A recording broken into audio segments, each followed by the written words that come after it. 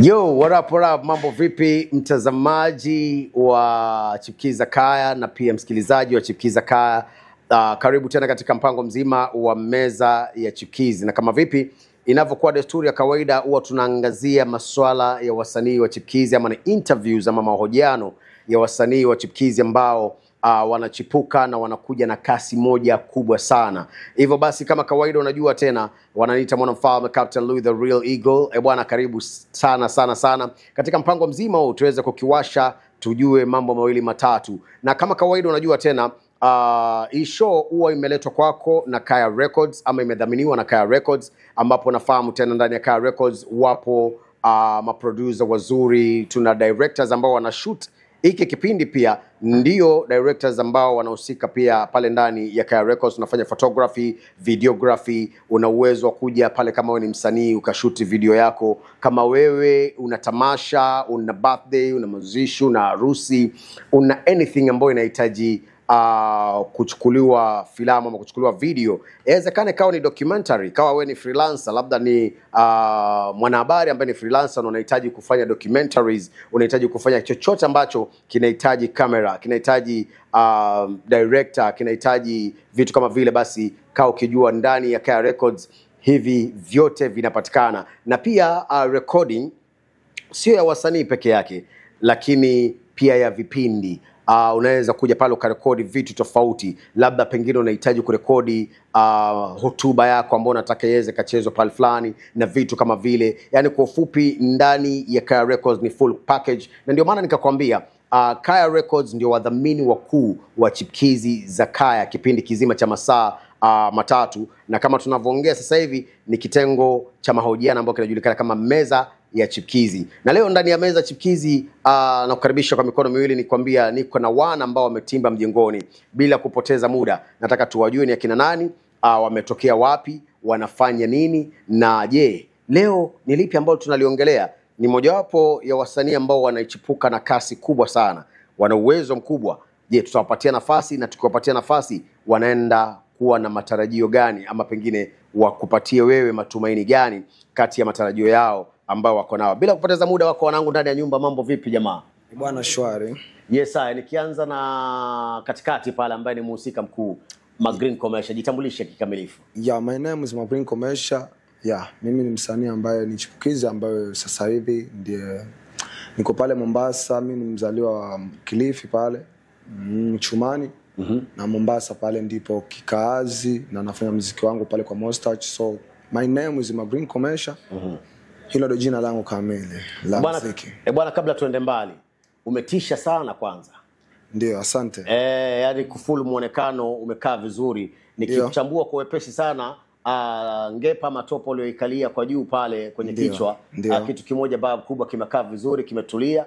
Designer alikaa katulia kama kinika. Tukija kwenye mikono pale kidogo, mwanangu ametupia naweza sema ni ngoto moja ya kutisha sana.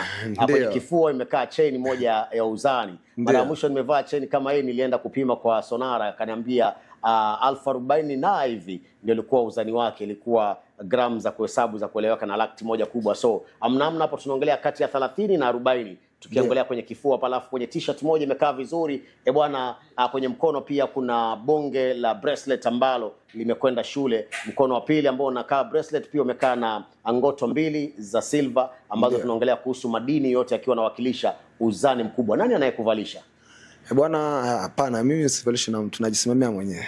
Unajisimamia mwenyewe? Kabisa. Kila kitu unakwenda mwenyewe na point mwenyewe. Kwa hivyo wewe mzee wa kupoint. Kabisa. Aha. Yeah.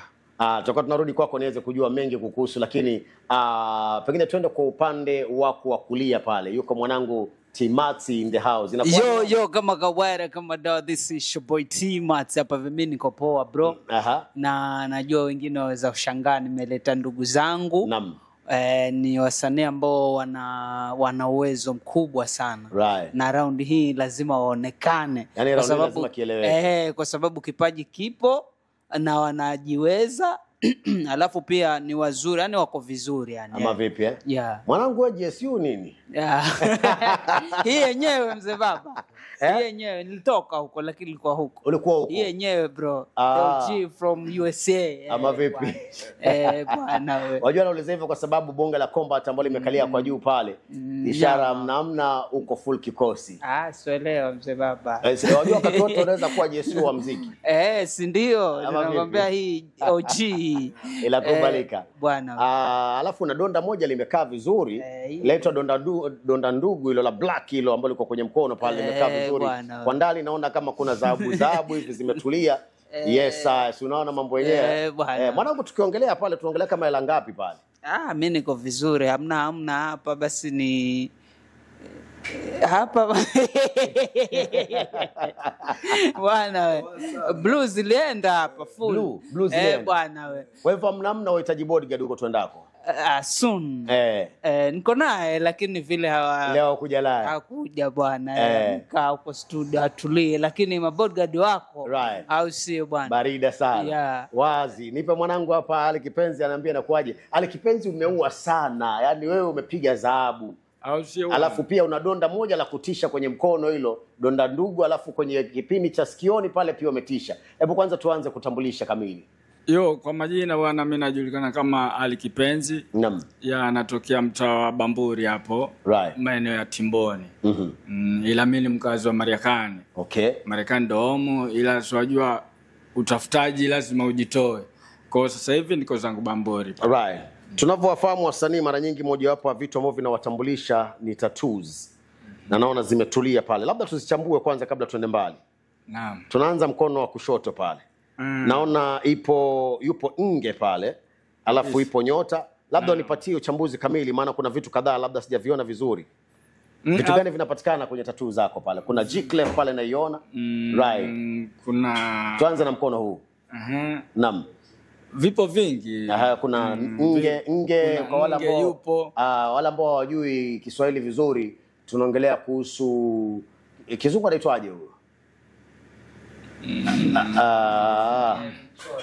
Scorpion.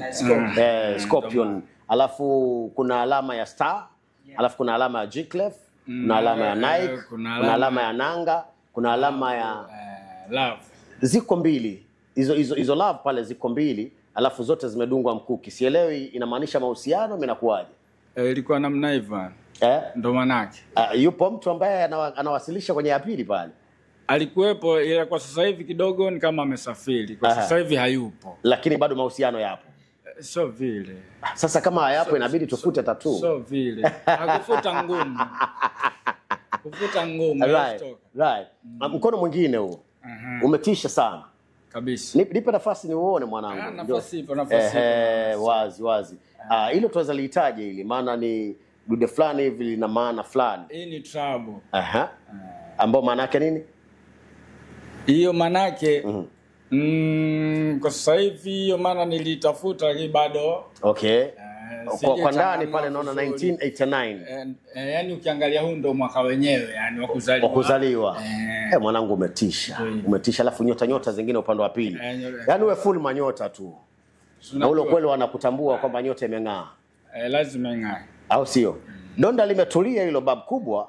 Kabisa. Kwa ndani liko na ziko kopa alafu kwa nje imekaa nyeusi ambayo imekaa vizuri. Tunaongelea kama hela ngapi pale? Hii ilichukua 25. Bwana alafu nyinyi mna hela. Wajua kila kitu ni kujichanga. Ama vipi? Maana hata unaona hata icheni taarifa nikwambia hii gold. Dhahabu hiyo. Mahali nilipoichukua au si yani niliambiwa kwa vile hamna lakini wewe ni mwanangu na unataka uwe vizuri. Ushanipatia hizo 40. Wow. Sasa kwa kuwa nilimind nikaona ngoja nimtafutie 40 mbona. Alafu nyewe wasanii nyinyi mnaoinukia sasa hivi mnataka kututishia sisi ambao tulikuwepo zamani. Maana tuko vibe wajua. Ama ni karne nyingine. Huenda ikawa muda huo ilikuwa havipo. Ama vipi? Huenda ikawa. Right. Vilikuwepo sema mazingira yalikuwa tofauti. Au si. Ndo maana. Right. Ali Kipenzi ni nani? Ali Kipenzi tukimchambua kwa kifupi sana, tunaweza kumuita nani? Ni mwanamuziki, anayefanya muziki wa aina gani? Labda alianzia wapi muziki? Ali Kipenzi ni mwanamuziki. Yeka karibu hiyo mic. Ali Kipenzi mwanamuziki. Mimi muziki wangu wa Afrobeat. Umeanzia wapi? Muziki mimi niliimba tangia nikiwa Marekani. Lakini kule Marekani nikawa ni sina, wajua kila kitu kukifanya na utoke ni uona zile njia. Ushaona sasa kule nilivyoona huko sasa nasikia tu watu wanaimba, lakini kutafuta hata studio yenyewe kuipata ngumu. Nikaona basi ngoja njitoe anga hizi nifuke mjini. Ushaona ndo namvutia mwanangu Magreen hivyo, vipi mbona mishezo huko sielewi. Akaniambia basi mwanangu cheki wenjo mjini.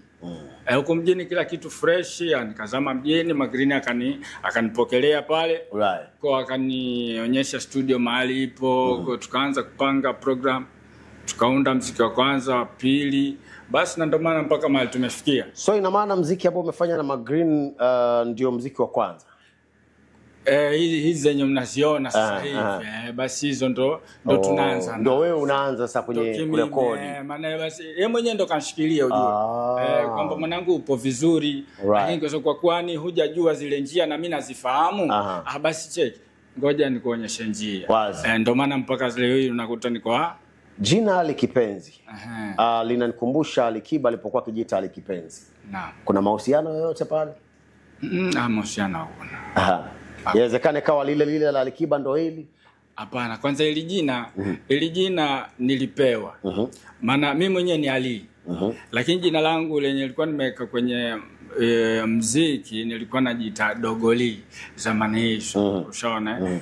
Sasa wakati tumeingia studio kuna binti fulani hivi nakumbuka ilikuwa kwa BI. Huyo binti alivyonisikiza naimba pale kitambo kutoka kaniuliza vipi kwani unajitaje? Akamwambia mimi mbona jina langu Dogoli. Hata ukiingia mtandaoni kule Facebook wapi nini akasema mbona hilo jina alikufai alafu nakuta una sauti nzuri. Nikamwambia kivipi na hilo mimi nakuta fresh. Akasema sawa mbona usitoe Dogoli ukaeka wewe ni Ali Kipenzi. Tayari ikawa hiyo kitu imeenda. Unaona? Nikaja nikamwambia Magreen kuna jina hapa kapewa. Lakini sasa unalikutaje? Akaliangalia akasema Simba kama utakuwa umelipenda we mwenyewe. Na mimi nikaona basi liko vizuri na ndo jina likainukia hivyo. Kwa njia moja ama nyingine Magreen namsoma kama mshauri wako. Siwezi nikapiga anaweza kuwa mshauri mzuri kwa sababu kila kitu maana hata upande wa ngoma naweza nikaandika ngoma mimi lakini mwisho wa siku utakuta labda nimemrekodia voice kama yuko safarini vile nimemrushia vipi mwanangu hiyo idea unaikutaje vipi imekaa vipi utakuta hapa fanya hivi hapa iko hivi hapa iko sawa mwanangu basi tunafanya. Alright. Bwana tutakuwa narudi kwako muda sio mrefu, nataka nirudi kwa Magreen hapo kama vipi full mchezo commercial. Magreen commercial linatokea hapo. Unajua tangu nisikie jina lako nimekuwa nikifikiria huyu mwanangu alikuwa anafikiria nini hapa kana kajiita Magreen alafu commercial. Yaani hapo mpaka leo sina jibu, naona jibu ndio alipata kwako. Sawa, jibu leo utalipata. Jibu ni kwamba Magreen commercial ni jina ambalo nimepewa na mjombangu. Hii Magreen ilikuwa ni wakati wa mvua kama sasa hivi wakati ambao ni kuko green. Na hili jina lilikuja sababu ya kwamba kulikuwa kule kwetu kuna wachimbaji mawe kule. Sasa aliuliza kuna mmoja alikuja kubeba mawe wale madereva wabebaji mawe akauliza swali kwamba wakati wa ukame na wakati kama huu wa green wakati wa mvua ni wakati mzuri ni wakati gani? Sasa wengi kwa sababu ya kwamba wakati wa ukame ndio hakuna jua kali huwa ndio season ya blocks zinanunuliwa kwa wingi. Wakati wa mvua huwa hakuna season ya kununuliwa blocks kwa wingi. Sasa wengi walisema afadhali wakati wa ukame. Mimi nikafikiria hapana, ukame si kweli. Afadhali wakati wa mvua ambao ni wakati wa green. Bwana mimi ndio nilikuwa mmoja akasema afadhali wakati wa green ambao ni wa mvua ambao kwa kule si season yao. Sasa mimi ndio nikawa ni mshindi. Sasa hilo jina bwana niliposema afadhali wakati wa green kaamba basi tutakuita Magreen wewe. Na mimi nilikuwa ni mwanamuziki kutoka Wazama. Nikaitwa Magreen. Nikaja nikawa najiita Magreen. Niliimba sana zamani kutoka 28 pale nimekuwa Tononoka Hall pale rap na mizuka na kina Film C enzi zile kabla hata Paranaway itoke ya Film C. Mimi nimekuwa nao pale. Nimekuwa hivyo nimefanya bidii sana. Na wakati huo bado ulikuwa unatumia Magreen? Hapo nilikuwa najulikana kama Magreen. Ila hii commercial ilikuja baadaye sasa wakati kwamba sasa ndio sasa nimetoka round 2 yani na kivizuri sasa. Ndio kaamba basi angalia watu wakuita Magreen Komesha wewe kwa sababu yani wewe sasa ndo nakomesha sasa. Ama vipi? Yeah, ndio jina limesimama Magreen Komesha kwa sababu sasa ndo nakuja kiukweli. Right. Acha hiyo enzi hizo ndo hii kaje Kome. Kwa hivyo nikakubali. Kwa hivyo naitwa Magreen Komesha. Si kwamba Magreen, wengine wahunuliza ili jina lina maswali, labda wewe unavuta nini? By the way inaweza kaa hivyo. Hata sigara cha green, unajua kitu green ni mchicha ule. Yeah. Mchicha ama vipi ule uko green ule? Hapana. Mimi kusema ukweli mimi sivuti. Sivuti kabisa. Kabisa. Si sigara bohomu, si sigara hizi za kawaida mimi sivuti. Yeah, lakini unaweza kaa ukaona labda ni mvutaji ama kwa sababu Magreen anakomesha sana maswali Magreen yale. Na pia upande wa unywaji pia sinywi pombe. Yani labda kama glass moja kisha nifanye kuonja, simaliza hata nusu chupa. Ile quota yenyewe kisha simalizi wala. Sasa raibu wako gani bro? Ni raibu wangu muziki. Raibu wangu muziki. Inasemekanaga ukikosa. Wallahi tena. Inasemekanaga ukikosa pombe, sigara na marungi na uraibu wa shtimu. Uraibu na ubaki mmoja. Sasa mimi sitakudanganya. Mimi nitasema uraibu wangu mimi ni muziki peke yake. Wallahi tena. Wewe si mpigaji kabumbu? Hapana. Hapana. Si sana. Japokuwa siwezi sema. Simaanishi kabumbu boli. Naelewa mzee baba. Niko sana naelewa mzee. Hawa vipi? Si sana. Kwanza pia sana mimi sipendi madera vile kwa sababu najua hayo tena ndio yanachangia kuturegesha nyuma. By the way, very true. Wanaume wengi wanakosa kufaulu sababu yao. Mimi naelewa. So waga naweka kando kidogo. Muziki mimi naweza kuweka inadi sana kimuziki kwa sababu mimi time nyingi mimi nikikaa kwa nyumbani ni muziki. Na muziki ndio umenifanya paka mimi mwenyewe pia nimekosa paka shule, sikusoma vizuri kwa sababu babangu mwenyewe alikuja akaniuliza mashauri baada nimemaliza 8. Vipi ukimaliza form 4 utakuwa nitakupeleka kusomea kazi gani? Mimi nilimwambia babangu mimi nataka kuwa mwanamuziki. Straight to the point. Na hapo basi ndipo nilikosana babangu. Na sikwenda high school. Ilibidi mimi niache book 2. Wow. Yeah, kwa sababu ya babangu alishindwa kunisomesha, sababu alishindwa sasa huyu ni moyo mwanamuziki ama DJ. Hizo nilimwambia. Alafu wazazi wakati huo bwana ukiwatajia hivyo vitu anakuta huyu ashaamua kwa muuni tu kabisa. Huyu anapa simtegemei tena kabisa. Na baba akaachana kabisa na hata kunisomesha, akaangalia wadogo wangu, mimi nikabidi nikajituma tu. Na nilivyoacha shule ilikuwa mwaka 2004 mwezi wa 11. Niliwacha shule nikabidi nikaitwa Mombasa, nilikuwa kuna mkubwa wangu Mombasa cousin brother, kulikuwa kuna function huku ya Coca-Cola, walikuwa kuna function yao wanataka wasanii atakayeshinda sijui hapo mashati sijui enda ka record. Mimi bwana nikapigiwa simu, najulikana kule home wanawakilisha kule mjini. Nikapigiwa simu nikaja zangu mjini hapa Mombasa. Sasa mimi nilitoka home kule, nilitoka na nguo zangu 4 tu, 2 za kubadilisha na 2 zile nimevaa, na nilitoka na ile vitabu vyangu vya maandishi yangu ya mziki. Nilitoka navyo nyumbani. Nilifika hapa tukajaimba kweli, nikatoka namba 1 kweli, lakini nilipoa tu kwenye hiyo tamasha kutoka namba 1 kabisa, lakini nikapewa tu shati na kofia. Vingine nilivyoahidiwa sikufanyiwa, lakini kwa vile nilipotoka home nikasema naenda zangu mjini mpaka nikirudi niwe nimetoboa. Sikurudi home bro. Nikabaki hapa Bombolulu, nikaajiriwa na Manuspa. Kaingia hapa kazi ya Manuspa, nikafanya nao miaka 3. Nikajiajiri mwenyewe, nikafungua kampuni kangu kama Manuspa, pia kazi ka takataka garbage collection pale Nyali. Basi ndio imenisukuma polepole mpaka sasa hivi.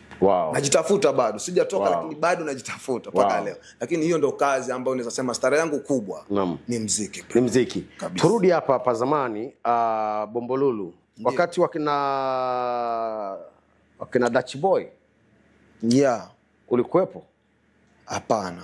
Bado nilikuwa chini. Ulikuwa bado uko chini. Hata nakumbuka wakati Dutch Boy Sihosi pale. Ndio alikuwa tunakuja fanya mazoezi, alikuwepo wakati wa Susumila pia ni chipkizi underground. Akina Escobar bado ni underground.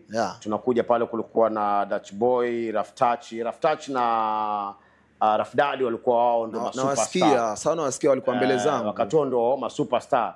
But nilikuwa najaribu kuconnect wakati huo. So turudi pale ambapo umeanza muziki. Ni kitu gani ambacho kilifanya ukachukua muda mrefu mpaka sasa hivi bado hauja ni swali zuri kabisa brother. Hilo ni swali zuri ambalo huwa mimi pia najua sababu ya kwamba nimechukua muda mrefu. Mimi nilivyoanza kazi yangu rasmi ilikuwa 2009. Ndipo nilianza kazi yangu rasmi ambayo ni garbage collection, na pia nimechukua muda mrefu kwa sababu ya kwamba nilikuwa pesa yangu nyingi naelekeza upande wa kujieka sawa, kwa sababu mimi nilikuwa bado niko down, alikuwa sina hata mahali kwa kulala, alikuwa nasaidiwa kwa sababu ulitoka Hocha nikaja town kwa sababu natoboa, najua kuna show huko nitaenda toboa, lakini sikutoboa, nilipata tu shati na kofia kama umeelewa. Ule muda wote miaka 3 nilikuwa tunateseka tu nikilala humu mabeshte. Hasa ule wakati kujaanza kazi yangu kidogo ndio naanza kupata mshahara, nikaangalia upande wa kujieka sawa, kununua kiwanja nijijenge. Nikanunua pale Barawa nikajenga. Tena nikaja baada ya kama miaka 5 nikaja ona Barawa na Nyali ni mbali, na kuna Bombolulu pale Bulo viwanja nao pia bado ni rahisi. Tena nikajikamua tena nikanunua Bulo nikajenga. Sasa nikawa sasa kidogo ndo nimesimama. Sasa hivi ndo naweza sema naweza fuata muziki kwa kasi, kwa sababu kidogo yani ilikuwa mimi shida zangu ilikuwa ni ile nijisimamishe kwanza, basi ndo niseme niingie kwa muziki kwa bidii. So hiyo ndo kitu ambacho ilinifanya nikachelewa. Yeah. Na kipindi hicho ulirekodi muziki? Yeah.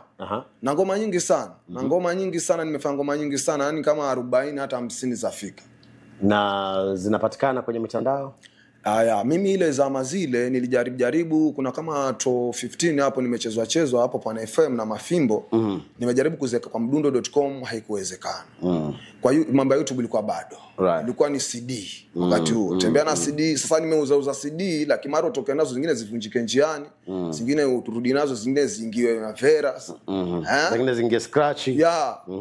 Haya, basi hiyo ndio shida ambazo zilikuwa zinanikumba enzi hizo, kwa sababu nilikuwa hakuna mahali kamili naweza kwa muziki wangu unaokaa paka sign now. Kama ilikuwa YouTube iko ama zingefaulu labda kuingia kwa mdundo.com pale, ningesema sasa ningekuwa nazo bado, lakini sinazo. Ngoma ambazo ninazo sasa hivi ziko kwa YouTube. Kati ya hizi mbili ambazo ndio sasa zimekuja kwa mshindo, kuna hizi mbili alafu kuna 3 ambazo ziko hapo nyuma ambazo pia ziko kwa YouTube lakini pale. So nina ngoma 5 tu ambazo ndo niko nazo, ambazo ndo uhakika nazo. Hizi zingine uwezi zipata hata kwa trace? Siwezi zipata, labda ni wafuatilie wale maproducer walikuwa wakinifanyia. Na pia nikiangalia pia nilikuwa sifanyi studio nzuri. Nilikuwa nafanya studio ambayo quality ilikuwa iko sawa. Ilikuwa iko sawa. Sana labda tu ngoma moja tu ama 2 ambazo nilikuwa nikizifanya. Nilifanya Beraka Media ambayo ilikuwa ni studio ya Mafimbo Mfalme. Ilikuwa kwake nyumbani pale. Hiyo ndo nilifanya kama ngoma 2 nikafanya Echo 254 katola kijita dogo Sami alikuwa kijita dogo Sami kabla Sami Echo ya enzi hizo. Sami Echo la kabla haja kwa Echo 254. Sasa hizo ngoma kama 3 tumefanya Echo na Echo 254 enzi hizo. Hizo zilikuwa ziingie kwa mdundo lakini haikukubali kuingia. Hizo ndo labda nikimfuata Mafimbo Mfalme pale naweza zipata. Hizo ndo kidogo zimesimama kwa sababu studio ya Mafimbo kidogo ilikuwa inaweza. Na nikiangalia hizo zingine zote nimefanya kwa studio ambazo. Ngoma ya kwanza ambao tulianza kuicheza na Chipkiza Kaya ikaingia kwenye mizani na ikatoboa ilikuwa inaitwaje? Ile ilikuwa inaitwa Dharau. Bwana, nakupa tena nafasi uipate Dharau pale uisikize, alafu tutakuwa tunarudi baada ya muda sio mrefu tuweze kujua sasa hivi baada ya haya yote ya zamani mwana amejimake vizuri. Umemsikia katika utangulizi pale, ina maana ni mwana ambaye amejiweka vizuri na anajua anafanya nini kwenye muziki, na kitu ambacho wasanii wengi wamekikosa, kutojipanga vizuri. Muziki ni kama kufungua wholesale, muziki ni kama kununua gari la biashara, muziki ni kama kununua kiwanja ujenge nyumba za kukodisha. Lazima ujipange, ujue unaandaa vipi kila kitu ndio uweze kufikia malengo yako. Na bwana ameongea kuhusu jinsi alivyojiweka. Nimetangulia kwa kutaarifu 1-2 kuwahusu wanangu ambao wako ndani ya nyumba. Naongelea kuhusu Ali Kipenzi ambaye yuko ubavuni mwangu kwa karibu, yuko Green Commercial Band, ndio main artist ambaye leo tunaongelea gumzo kumuhusu. Alafu yupo Timati, msanii ambaye ni full combination, ni msanii at the same time, yani ni msanii kwa jumla. Kwa hivyo ni mwanamuziki na ni comedian, alafu pia kuna vitu hapo ndani vingine atakuwa anatueleza kama vipo. But all in all, kumbuka meza Chipkizi iko ndani ya Chipkiza Kaya ambayo inakujia kila Jumapili kuanzia mida ya saa 2 usiku mpaka mida ya saa 6 usiku, ukiwa na mimi mwanamfalme Captain Louis the Real Eagle. Usijaribu kunipoteza, maana bwana tupo na mengi. Hapa ndio wametokea wasanii wakubwa. Unawafahamu wasanii wengi wa kutoka Pwani walianzia kwenye Chipkiza Kaya, ambapo tunaongelea kina Chikuzea, kina Brown Mauzo, akina Sudi Boy, miongoni mwa wengine ambao labda sijawataja, na walianzia hapa ndani ya Chipkiza Kaya, na ndio kipindi peke yake na kama sijakosea Kenya nzima ambacho kina masaa 3 ya kuwapatia wasanii ambao ni chipkizi waweze kupata fursa ya kuweza kuchomoka. Kule kwingine inakuaga ngumu, lazima uwe superstar ndio usikizwe. Hapa si lazima uwe superstar. Tunakuanzia chini ndio tukukuze uweze kupata nafasi nyingine. Kumbuka inadhaminiwa na Kaya Records ambayo inakupatia nafasi na fursa ya kuweza kupata recording ya audio smart sana na producer Lamek pale Young 001. Alafu pia kumbuka ndani ya Kaya Records pale tuko na video shooting, tuko na director pale, director Chris ambaye pia ndiye anahusika katika shooting ya hiki kipindi, na tuko na vyombo ambavyo vimekamilika, yani full cameras, full lights, full kila kitu, magimbal na nini. Iwapo una tamasha ambalo linahitaji shooting, basi hapa tunakupatia nafasi ya kuweza kupata services ambazo ziko quality na services za kisawasawa. Pengine ni photoshoot, pengine una familia yako pale, ama ni tamasha lako unahitaji video na photography, zote zinapatikana hapa, na ndio wadhamini wakuu wa Chipkiza Kaya. Usiende mbali, niko na wanangu ndani ya nyumba, tulikuwa tunatia story na bado stories zinaendelea. Niko na Green Commercial, bado sijamwachilia. Ni mwana ambaye amejituma sana, na sasa hivi ameamua kujituma extra ili aweze kufikia nafasi ambayo ameitamani kwa muda mwingi. Miaka kama mingapi sasa hivi kwenye game? More than nane, kama miaka kama 20 tuseme. Miaka kama 20. Yeah. Maana tunaongelea tuo ngapi? 204 mpaka sasa hivi. Wow. Yeah. Wow. Yeah. Yeah, ni miaka kama 20. Tena kibidi huu no 21. Yeah. Mwanangu huja give up 20 years. Hesabu ninayo bro. Wow. Tena sana. Ndio naambua msanii akiwa ni msanii wa kweli, basi kivovote mbegu yake haiwezi kosa kuota hata kama itachukua muda gani. Kabisa. Na unanikumbusha zinaitwaje bamboo trees. Sijui bamboo zinaitwaje Kiswahili kama kuna mtu ambaye anafahamu. Bamboo trees zile huwa zinaweza chukua muda mrefu sana. Nafikiri ni miaka ya kuhesabu. Kule China kuna documentary ilikuwa naangalia, wanasema ni miaka ya kuhesabu. Yeah. Wananyunyizia mbegu wakingojea ichomoke. Yeah. Ila nayo kichomoka inakwenda kwa kasi moja. Ndio. Right. So naweza kufananisha na uotaji wa ule mmea ambao umechukua muda mrefu sana kuchomoza, na unapochomoza na kwenda kwa kasi. Mwanangu nakuja na kasi moja kubwa. Dharau ulikuwa unaongelea kuhusu nini? Yeah, Dharau ni ngoma ambayo imenigusa. Hii ni ngoma ya mke wangu kabisa. Oh. Yeah, sema okay. Hii si story. Ni true story. True story, kwa sababu ni kitu ambayo iko. Na Dharau ni ngoma ambayo ni ya mke wangu ambaye tuliachana. Wow. Na ni kitu ambayo ilikuwa kweli, kwa sababu ni mtu ambaye alifanya kweli. Hata sasa hivi katika hii Dharau nikisema sasa hivi kwa sababu Dharau nimeongelea yule mtu alichukuliwa na akatiwa mimba, sio? Mimba sasa hivi ninapoongelea haijazaliwa. Hata hapa nilipo kwa sasa hivi haijazaliwa, na imani itazaliwa karibuni, maana nilipigiwa simu, hatuko sote, alipiga simu akanambia yule ambaye nilitoka hapo kweli aliniacha, na alivyonikimbia aliniacha kiunyama. Nimeenda pale. Ngoja, yule aliyekuacha kwa ajili yake. Ya yule aliyemchukua. alimwacha kinyama. Tutakike sometimes bwana. Wao mnazenguka kweli yani. Alimwacha kinyama. Na tena alipomwacha kinyama amehang. So kwa sababu ya kwamba ilikuwa lazima ende clinic kwa sababu ya ile mimba, kule clinic ilibidi aniandike mimi, kwa sababu nina watoto wake na watoto wangu wawili. Sasa hapo alipo ana watoto wangu wawili.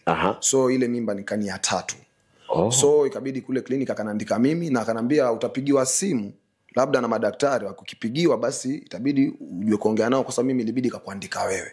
Na nikakubali. So alipokuambia alimwacha kinyama kulifanyikaje bro? Yani siwezi jua, kwa sababu aliniambia tu hivyo aliniacha kinyama pale. Ina maana paka kumwandika alishindwa. Ndio maana akasema mimi bado ilibidi nikuandike wewe, kwa sababu yule aliniacha kinyama. So mimi sikuweza yani kabla uendelee, watoto wa kike niko na mmoja yuko ndani hapa anaitwa Maria. Ameniotesha hivi, lakini huo ni ukweli. Mara nyingi mkiwa pale pazuri wampajui. Mnapajua baada mshapaondoka kabisa. Alafu mara nyingi kile kizuri mnachokiona wakati mko pazuri huwa sio kizuri, huwa ni cha kupambwa tu kenye uzuri. Baada ushakwenda kupata na reality, ndio natamani kama ningelijua. Hivyo ninakuaga. So ni true story bro. Hiyo ni true story bro. Hata sasa hii pia najua hata kama labda ataipata, maana najua atasikia. Akisikia pia YouTube anaicheki. Ya atasikia. Akisikia pia ni sawa, kwa sababu yeye mwenyewe anajua. Kwa hivyo baada ya hapo alivyonieleza hivyo, mimi nikamwambia ni sawa, nikapigiwa na madaktari, nikakubaliana nayo. Sasa hivi nangoja niambiwe mtoto amezaliwa pia, mimi nitakubaliana nayo. Ndio maana una hakika mtoto Wa kwako? Hapana, si wangu kwa sababu mimi usiseme si wako wakati hujakuwa na uhakika. Upo uwezekano akawa wa kwako.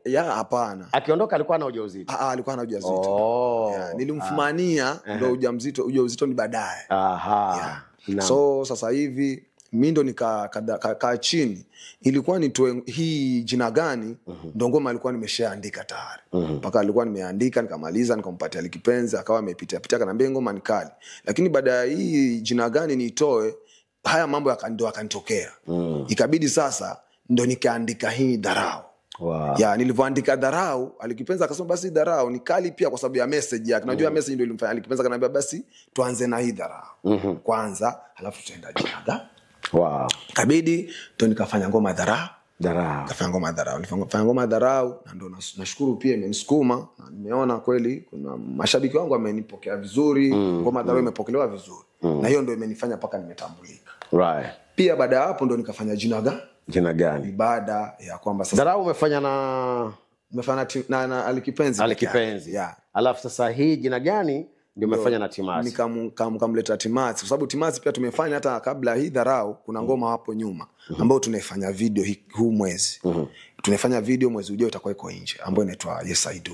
Nimefanya pia na Timazi, lakini Dharau nikafanya na Alikipenzi. Alafu ndo hii jina gani nikamshirikisha Timazi. Right. Yeah. Wow. So Dharau, pengine nikuulize swali ambalo ni la stizai. Yeah. Unahisi kama pengine katika maisha ya mbeleni upo uwezekano wewe na mama watoto mkarudiana? Upo uwezekano kwa sababu hata mimi mwenyewe ukiangalia katika ile Dharau mwisho niliimba pale uniite mami niite daddy yo. Sio kila saa hii inamaanisha amerudi paka anite mami nimuite mami anite daddy, sio kila siku kilio, ina maana amerudi na tunaishi poa. Kwa sababu pia nikujaribu kuangalia kwa sababu society wajue inataka kile kitu ambacho si mkosane halafu waoneshe kwamba eti hakuna msamaha. Si kweli, kwa sababu jaribu kufunza society ni kwamba wajue kwamba kuna msamaha. Right. Jambo lolote hata kama ni gumu lakini ujaribu kufikiria na pia ujue kuna msamaha. Alafu licha msamaha pia. Mimi ni mzazi, alafu kuna kipengele kwangu ukiona muhimu zaidi ya vitu vingine vyote. Watoto wangu. Kwa hivyo mimi watoto wangu wanaweza nifanya nikafanya vitu ambavyo wanaume labda hawezi kufanya. Nikiongelea kuhusu msamaha ambao mwanaume hawezi kusamehe. Lakini kwamba watoto wangu mimi ni muhimu sana hata zaidi ya mama yao. Ndio. Ambapo na wahitaji waweze kukaa kati ya baba yao na mama yao wakati wote. Ndio. Watoto ambao wamelewa baba yao akiwa mbali na mama akiwa mbali huwa kimaadili wanakoseka. Ndio. Na hata mama awe tajiri ama baba awe tajiri, hautausaidia ule utajiri kwenye kuweka vizuri maishani. Ila wanapokuwa na mama na baba karibu, upo uwezekano akaweza kujengeka na kuishi vizuri. Kwa hivyo ni kipengele ambacho mimi ukizingatia sana katika vitu vile vingine. Hiyo ni sawa. Turudi kwenye muziki. Nataka niongee na Timazi kidogo, lakini kabla niongee naye nataka wewe uniambie mlikutana vipi na Timazi?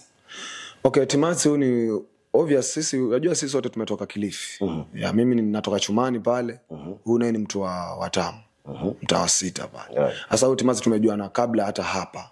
Maana mimi nilikuwa studio yangu zamani nilikuwa nikienda kwa kina huyu anajitaja huyu Mr. Bado. Pale Watamu. Na pia hivyo Mustache alikuwa yuko kule Watamu kabla hajahamia mjini. So pia nilifika pale kwa Mustache hapo zamani kabla sasa hivi.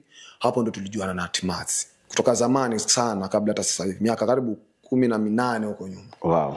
Nikajuana na Timazi. So sasa hivi nilipokuja mjini, alipokuja mjini maana mimi nimewatangulia. Kwa sababu mimi nilikuwa na miaka 20 lakini hao hawajafikisha 20 kutoka waje. Ila walipokuja basi nikajua ni rahisi kwenda kwa wale watu wangu ambao wananijua pia. Ambao nitakuwa nasafia nao kazi. Ndio maana nikaenda kwa Mustache pale nikafanya ngoma ya kwanza, ya pili tayari nikamshirikisha ambao ni hiyo Yes I Do. Ya tatu ni Dharau, sikumuhusisha. Lakini ya 4 ndo hii tena jina gani tena bado hivyo nikamuhusisha kwa sababu mtu tumejuana tayari kutoka kule Chumani. Hebu nipe nafasi niongee na Timazi hapo nimuulize maswali mawili matatu. Mwanangu wanakutazama wale jamaa wao unawachekeshaga pale. Bwana. Hebu niambie kitu gani kilikufanya ukafeel kwamba huyu mwanangu amenijia alafu na feel kwamba mwanangu nafaa kufanya naye kazi? Okay, ni unajua bro, kwenye maisha kuna watu ambao unawajua kabisa na ukiangalia hata moyo wake pia. So ni mtu ambaye anajituma, mbali na kujituma lakini yuko na moyo mzuri. Right. Kwa sababu utajua rafiki wa kweli utamjua. So alivyokuja studio hii jina gani kama walifanya kuni surprise cause mimi nilikuwa siko. Walikuja wakafanya beat. Nilivyokuja pale nikaambiwa na Moze, kuna ngoma kali hapa dakika umeambiwa uweke verse. Na ya nane Magreen nikamwambia yule mwanangu ule, tukacheka hapo nini, hakufungua hiyo ngoma. Sasa walivyokuja ndio wakasema basi bro si tumekuja uweke verse. Mimi nilikuwa naona pengine nisikie alafu nichukue wakati wangu yani niandike nini na alivyofungua hiyo project wakasema bro kila kitu tofanya hapa tumaliza hakuna kuondoka. Kwa sababu wewe waweza kusema utakuja finika alafu ikaenda hivi. Basi tukafanya na video. Mwenyezi Mungu naye pia akajalia ikawa vizuri. Alafu kuna ile nyingine ya Saidu. Yeah. So yes I do hiyo tuliongea kabisa, hata tulikutana studio tukafanya. Yeah, tukafanya. Magreen Commercial amekuwa kwenye game mbele yako. Yeah. Na naweza sema labda wewe umetoka mbele yake. Yeah. Unaweza kuongelea nini kuhusu safari yake? Hiyo safari ni ngumu kwa sababu venye nimesikia mengine ilikuwa siyajui. Umeyajulia hapa. Wazi ndio maana ketwa meza Chipkizi. Lakini bro mimi ninachokuambia unajua hakuna hata yani tuseme mimi naweza kuwa niko mbele lakini sijui ya kesho. Kutangulia sio kufika unasemaje? Alafu sidharau sio mjua. So kaza au sio? Alafu kitu chengine uwe active sana kwa social media. Right. Sio? Right. Hicho ndo kitu kwa sababu dunia hii ambao tuko kwa sasa ni uwe active tu. Mashabiki wako tena mziki kwa sasa yani ni tuseme uko rahisi. Si ule mziki wa kuwa paka presenter kucheze. Mziki umegeuka kuwa ni bidii yako. Weza amka leo asubuhi umevaa kofia ukachukua video. Kesho kavua kofia wakakuona kichwa kinakwendaje. Yaani ndio hivyo wanavyotaka kwenye mitandao. Yaani uwe active nini na pia matusi lazima hayo tukane. Hiyo lazima. Kitu cha kawaida. Mimi ninaweza kuona comment mpaka nasema ngoja na mimi nilipiza lakini nakuja ile moyo. Au sio? Unaandika kabisa unataka utukane pia wewe lakini nini huu ni shabiki. Na huyo ambaye amekwambia we bro fadhali ukalime. Huyo ndo atakuja kupatia pesa. Ingia yako kwa kuangalie. Download na stream. Yeah na stream. Wow. So msichoke, kazeni, safari ngumu lakini pia ni rahisi mkijulia. Right. Yeah. Tuje kwa mwanangu Ali Kipenzi hapa. Mwanangu safari yako uko na huyu mwana Magreen Commercial. Ukisikiza vizuri ni kama pia anakusupport, mnasupportiana. Je, unahisi wewe kama artist pengine kusimama peke yako itakuwa ni lini? Na pengine kama unaweza kumwambia mtazamaji na msikilizaji ambaye anatusikiza kwenye Chipkiza Kaya, je, una muziki wako ambao umeufanya kivyako ama bado ni zile collab ambazo umefanya na Magreen Commercial? Muziki upo. Muziki upo wenye ambao nimeufanya hata kwa YouTube pia nipo. Ukisearch pale Ali Kipenzi utapata. Right. Na channel yangu nashukuru pia iko vizuri kiasi. Kwa nipo. Ila tulipokuwa tumeshikana kuna muda tulikuja tukafanya ngoma kwanza. Akawa tukishafanya ngoma kwanza naweka kwa channel yangu. Kufanya nyingine anaweka kwake. Lakini sasa nikaja ngambia sasa kulingana na hii hali venye ipo ni ngumu. Kwa hivyo inabidi tuangalie tu channel yako. Tupambane na channel yako kwa sababu muziki upo. Sio kwamba eti ngoma zenye tunafanya leo kesho nitakuwa sina ngoma ya kufanya, hata mambo yakija yakiwa yameshakuwa mazuri. Unajua kuna muda itafika Magreen atakuta sasa hii hali ilivyofikia naona unaweza ukasimama. Kwa sasa hivi unaweza ukajiendeleza. Sio kwamba eti muziki utakuwa haupo, upo. Kwa muziki ipo ila tulikaa tukafikiria tukaona kwa nini tusisukume tayari tu channel ya Magreen kwa tusukume mziki. Alafu baada ya muda mtarudi tena kwenye mambo yakija kikaa sawa. Kwa sababu sasa hivi chenye kipo ni kwamba ni utakao unafikiria unasema mwezi huu aweke kwa channel yake, mwezi mwingine aweke huyu. Unaona sasa itakuwa haileti picha. Kwa nikasema kwa kuwa wewe ni ndugu, tumekaa muda mrefu tunaaminiana vizuri, nini kwa check tufanye tu ngoma tuweke kwa channel yako mpaka ni kieleweke. Tunaotafuta ni ule mwanya tupate, alafu uko mbeleni Mungu akiwa amefungua njia basi tutaona tunafanyaje. Ila pia mi channel yangu YouTube iko. Kwa hivyo yoyote mwenye ambaye ananisikiliza akiingia YouTube pale akisearch Alkipenzi ataona kazi zangu zenye nilifanya hapo awali. Kwa anipe support. Turudi kwa mwana ili tuweze kumalizia maana muda pia hauko upande wetu. Ndio. Manangu Magreen, muziki ni mgumu. Ndio. Si rahisi. Lakini umepambana kwa muda wa miaka 20 na. Ndio. Je, unahisi huu ndio wakati wako wa kutoka? Na ndo right time kabisa. Kwa nini unahisi hivyo? Nahisi hivyo kwa sababu sasa wajua ile wakati wote kule nyuma nilikuwa najitafuta, na sasa hii kule kujitafuta kwangu unaona katika hali ile kulikuwa ni lazima nijiweke sawa ndio niweze kukaa sasa kuangalia kitu kimoja. Hiyo nilijiweka sawa. So sasa hii kitu ambacho na concentrate sasa ni muziki tu. Kwa hivyo ina maana mimi pesa yangu yote kabla, yani lazima ile pesa yangu yote nikipata mimi naangalia tu chakula, ile inayofuatilia tu nini jue studio tengeneze kazi na niende nifanye video nidunge kwa YouTube pale. Sasa hii yani ni muziki kwenda mbele. Mpaka na kisha niweze. Umekaa kwenye muziki muda mrefu na unauelewa muziki. Kuwa na wana ambao sasa hivi wengi wamekuwa ma superstar. Ndio. Wengine labda bado wana hustle underground. Leo hii umekutana na rais wa Kenya. Umekaa naye kama alivyokaa na wewe kwenye interview hivi. Alafu amekupa fursa, amekwambia mwanangu umesota sana kwenye game na kuna wenzako kama wewe wanapitia hali hii. Unaona ni kitu gani tunafaa kufanya tuboreshe muziki wa pwani? Mimi naweza sema tu mimi naweza sema kwamba wajua wasanii wako hasa kama mimi pale nimetoka paka sasa hivi huo muda hiyo ni long distance, kwanza ni miaka mingi. Ila ni kwa sababu ya kipato, fedha huwa ndio inafanya paka ni hasa muziki wa coast unabaki kuwa chini ama nyuma. Mimi kama ingewezekana angekuwa na program kamili za kuenua wasanii hasa wale chipukizi, maana wako wengi sana na wanafanya vizuri, wengine kiangalia wanafanya vizuri sana lakini hawana support. So awe na program kamili za kuweza kuinua chipukizi ama kudili na chipukizi. Anaweza kama atafungua hata kama ni studio, anaweza akaweka full management kama ni video na marketing, kila kitu. Ili akajaribu pia kuokota, ama hata kama hiyo nayo itakuwa ngumu lakini iwe baada ya muda kuwe kuna kwa na talent event yoyote wanatafuta wale wasanii ambao wako chini. Kumbuka tunaongea na rais wa Kenya. Ana uwezo mkubwa sana. Yaani hata ukitaka wewe anaweza kupeleka Amerika ukapiga tour na ukarudi. Sawa.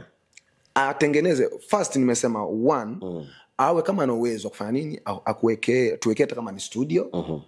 Iwe na full management ya videos, marketing. Hapa coast kwetu Mombasani. Hiyo itakuwa ni sawa. Na itakuwa ni sawa kabisa kwa sababu kuna vijana ambao wana uwezo mkubwa wa kuimba lakini kwa sababu ya kipato chao. Kama umeelewa. Hiyo ni ya kwanza. Ya pili, kuwe na kama talent zote hata kama ni events fulani ambayo itakuwa inaweza kuwekwa kama star search. Kwa kila mwaka yani. Iwe kwa kila mwaka inaweza wekwa ambayo itakuwa inatafuta wale wasanii ambao wachipukizi ambao wako vizuri. Ambao wanaweza tafutwa na wako sana. Msanii wote akichokelezea ambaye yuko vizuri, basi anaweza chukuliwa akapelekwa hata kama kwenye studio na ambaye ako tayari. Maana kuna wale wako vizuri na hawako. Unanikumbusha wakati kulikuwa na Star Search ilikuwa inaitwa Tusker Project Fame. Ambao wametoka wasanii wengi sana ambao tunawajua Afrika Mashariki wamepitia pale. Sasa ni vitu kama hivyo. Kama itakuwa ina uwezekano. Iwe ikifanywa kama hivyo, basi naona hii cost itakuwa juu kwa sababu tuko nao wasanii wazuri tena sana. Wako wengi sana mpaka wengine mtu anaomba nataka collab Magreen, nataka collab, lakini sasa siwezi pia na collab kwa mtu 5 kwa sababu mimi ndio na uwezo wa kulipia studio. Labda 2 watatu basi. Tuwe 3 ama 2. Right. Lakini wako wasanii wengi. Kwa hivyo kama hilo nalo litakaliwa na lionekane ni la muhimu, basi hii cost nayo pia itakuwa juu na tutasonga mbele. Tuongelee kuhusu ngoma mpya. Yeah. Ambayo umetoa Dharau, Yeah. umetoa Jina Gani, Yeah. na zote zimekaa vizuri. Yeah. Kitu kinachofuata ni kipi? Kitu kinachofuata kwa sasa hivi nina kazi mpya ambayo ni birthday. Hiyo birthday tayari nishachukulia beat yake, nishachukulia mazoezi, ni ngoma tayari kwa kamili. Birthday tu sasa hivi tunaenda kuelekea kuishoot video yake. Maana kama unavyoona na mimi hapo waga na deal na ngoma ikiwa na video yake. So sasa hivi nataka nikalie video ya birthday ndio niweze kuitoa birthday. Ila birthday kwa program zangu mimi naitoa mwezi wa 6. Okay.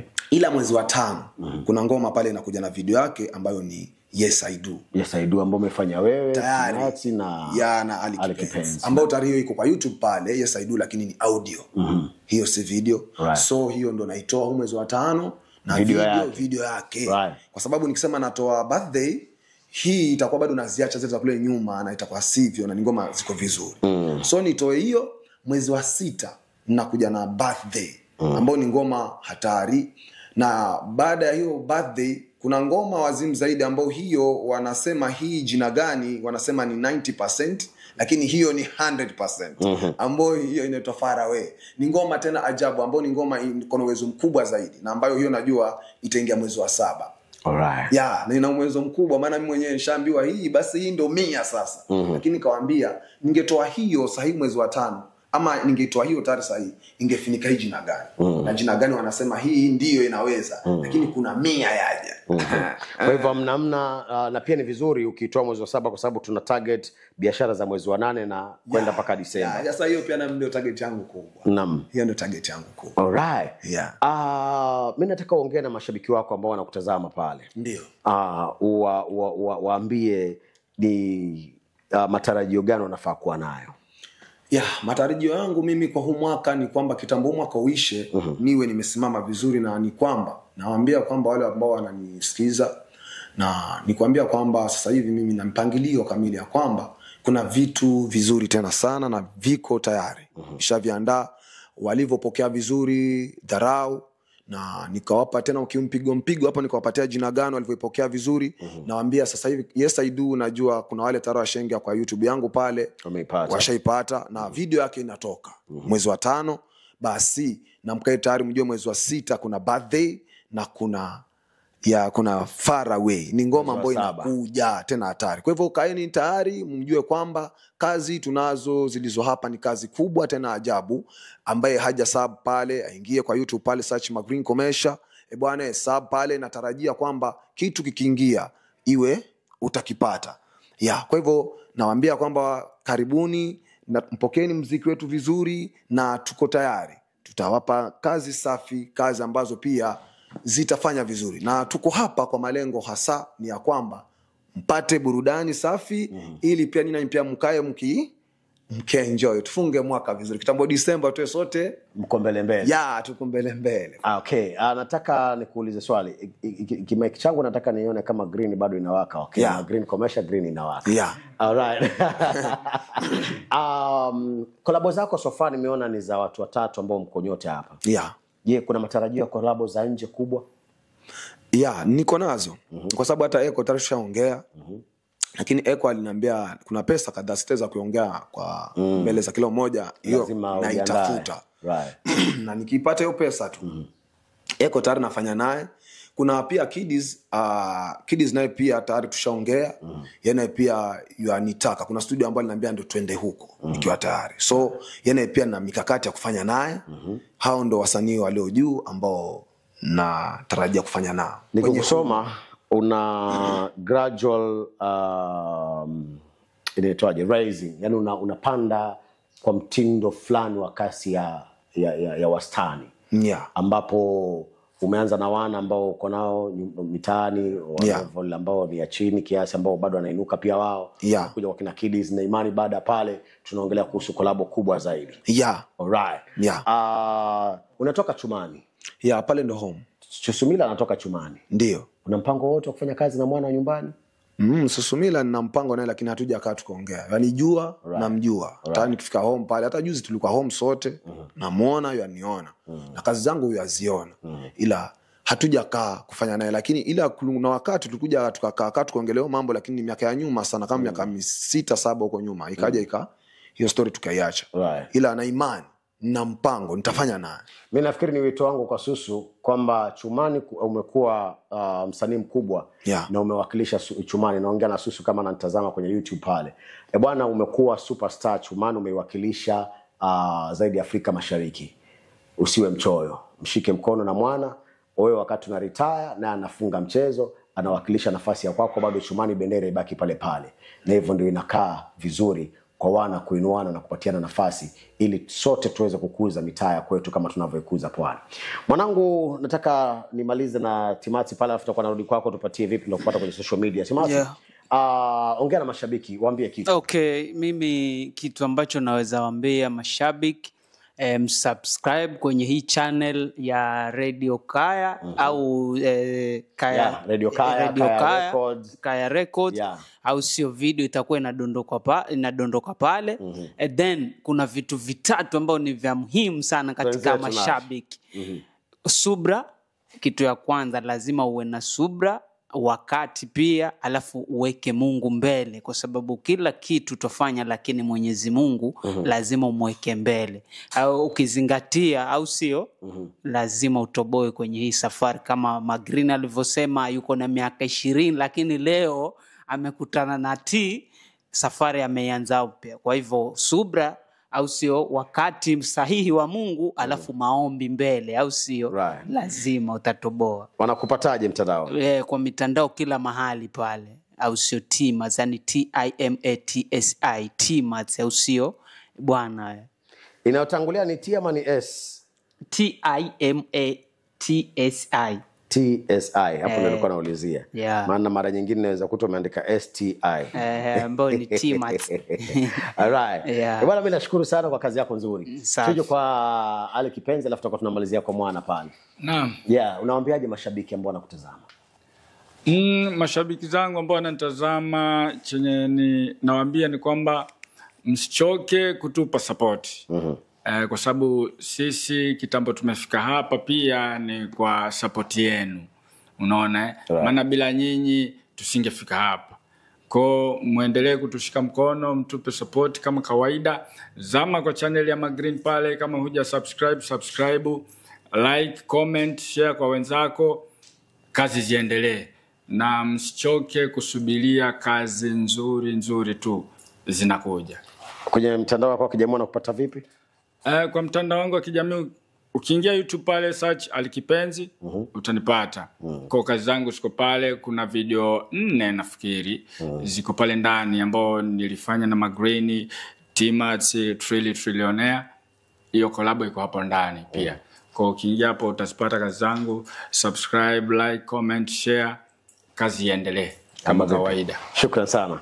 Turudi kwa mwenye issue. Alright. Mwanangu, naam, mimi nataka uongee na wale mashabiki wanakutazama pale. Ndio. Leo wana fursa ya kukuona kiurahisi. Ndio. Kesho utakuwa paka wakutana na bodyguard ndio wakupate kiurahisi. Yeah. Hebu waambie unawaambiaje? Okay, ni sawa. Sasa mimi natawaambia mashabiki wangu kwamba mimi bwana ni mtu ambaye sina shida, kwa sababu na siwezi kuwasahau. Maana ukiangalia hata kwa YouTube pale kuna wengi pale waga wanaongelea wakisema kwamba Magreen bwana naona sasa hivi atoboa, lakini usitusahau.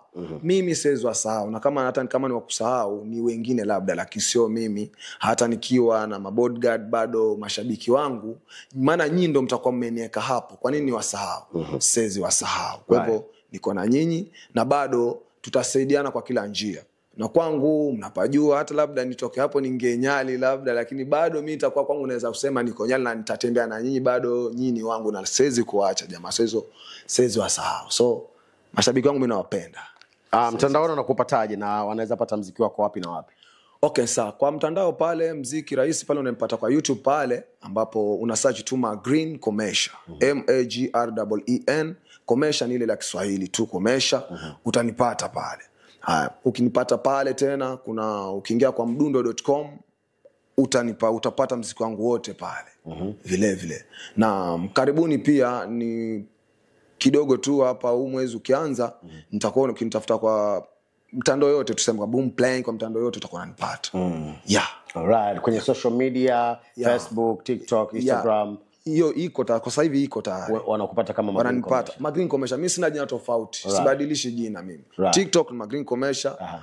Nini Facebook pale Magreen Commercial. Mitandao yote ya kijamii mimi ni Magreen Commercial. Alright. Magreen Commercial tu. Bwana. Mimi nashukuru sana wanangu kutimba mjengoni. Nina imani leo tumekutana kwenye meza ya Chipkizi, kesho tutakuwa tunakutana kwenye Kaya Flavors, maana huwa ndio ngazi ya kupandia hii. Na unapoikanyaga ngazi hii basi mguu wa pili unaokanyaga kwenye Kaya Flavors na mguu wa tatu tunakutana ukiwa bonga la superstar. Ni mwenyewe basi inabidi kukupata na kwa balaa. So nashukuru sana kwa muda wenu. Nashukuru sana kwa kuweza kufanya muziki mzuri na tuendelee kupiga mwingi, tuiache pwani katika nafasi tofauti ya pale ambapo tulikuwa sisi.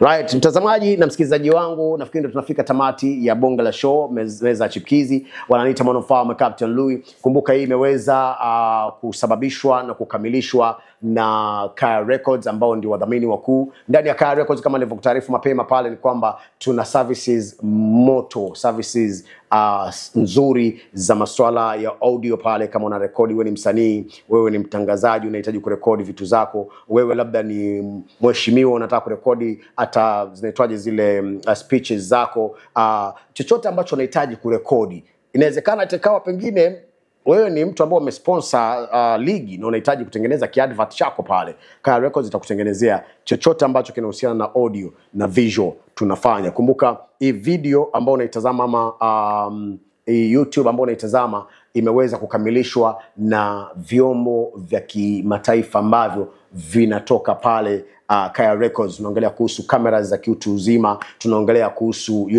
a director wetu Chris ambaye ni director moja mambo mbaya sana. Ingia by the way Nana ama official Nana KE amedondosha video yake ya kwanza ambayo imedirectiwa na director Chris. Bwana nenda kaicheki, mambo mbaya noma. Na hivyo basi hivyo ndio baadhi ya vitu ambavyo tunafanya na tunazidi ku upgrade kila uchao. Tunataka tuongeze ngazi ili tuweze kufikia ngazi ya kimataifa. Soon and very soon tunaweza kushoot mpaka zile mechi za UEFA na vitu kama vile. Bwana wananiita Mwanamfalme Captain Louis mbali kama kawaida. Kaya Flavors ndiyo ngazi yetu ya juu zaidi, lakini Chipkiza Kaya inakupa nafasi ya kuanzia. Wananiita Mwanamfalme Captain Louis. Adios.